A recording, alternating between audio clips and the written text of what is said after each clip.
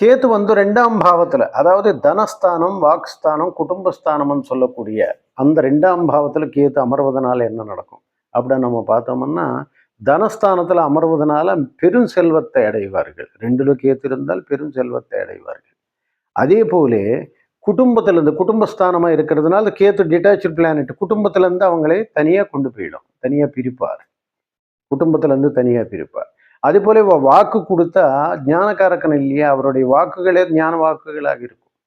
ஆக கேத்து வந்து ஞானக்காரக்கரா இருக்கிறதுனால 2ஆம் வீட்டில கேத்து வரும்போது அவர் சொல்லக்கூடிய சொற்கள் என்பது, அதாவது 2ஆம் வீட்டில கேத்து வருது என்பதே ஒரு ஞான நிலையை குறிக்கக்கூடியதாக அமையும். நிறைய பெரிய பெரிய மகான்களுக்கு 2ஆம் வீட்டில கேத்து இருக்கும்.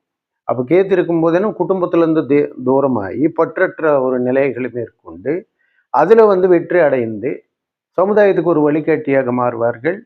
அது போலவே 2ஆம் பாவத்தில் கேத்து இருந்தால் கொடுத்த வாக்கை காப்பாற்றுவார்கள். எந்த சூழ்நிலையில் இருந்தாலும் உங்களுக்கு ஒரு வாக்கு கொடுத்துட்டாங்க நிச்சயமாக காப்பாற்றுவார்கள்.